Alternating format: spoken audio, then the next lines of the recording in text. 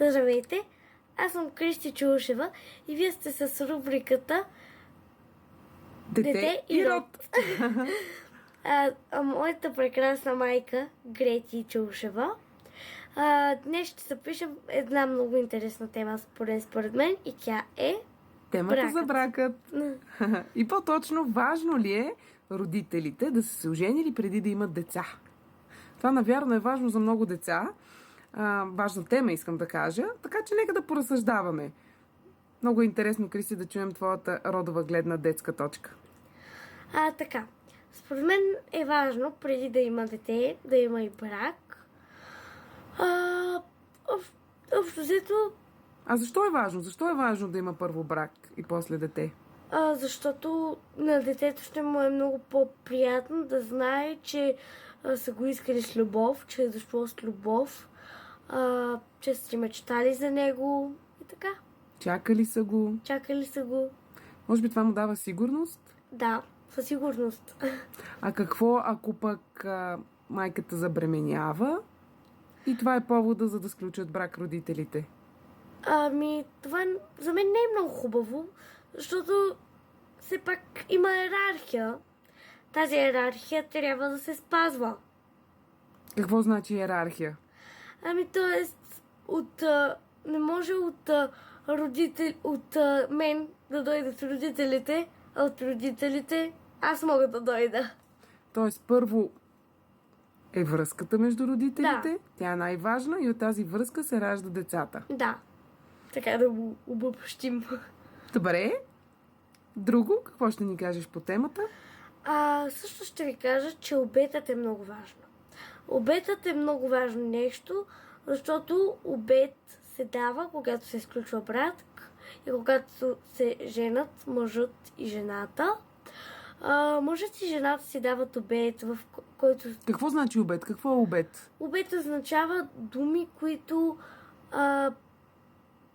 трябва да останат за винаги и да се спазват.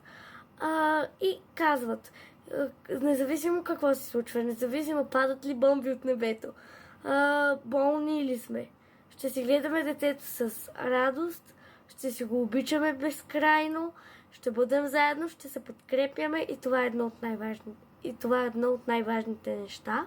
Така както казва нашия народ, казана дума? Хвърлен камък. Точно така. След това, след като се роди детето не е само на родителите, детето е на баби, дядовци, внучето на бабата е дядото, правнуче на прабаба, на прадядо, братовчетка, племеница и така. Тоест, той е дете и на двата рода? Да. На всички баби и дядовци, баби и дядовци, така ли? Да.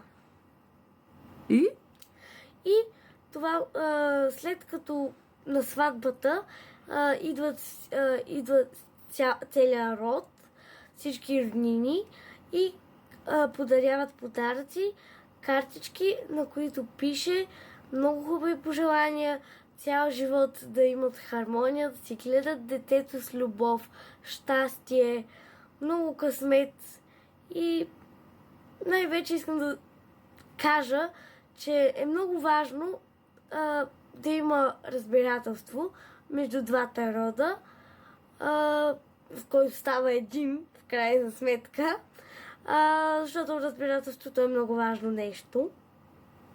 И благословията всъщност от този род за младите влюбени, които са сключили официално брак и са пожелали да бъдат заедно и да имат деца, е много важно, нали? Да, със сигурност. Да. Значи ти си едно спокойно и щастливо дете в такъв случай. Да, съм много спокойна, много благодарна на родители и роднини. Благодаря, Кристи, беше чудесна. До скоро. Благодаря. До скоро.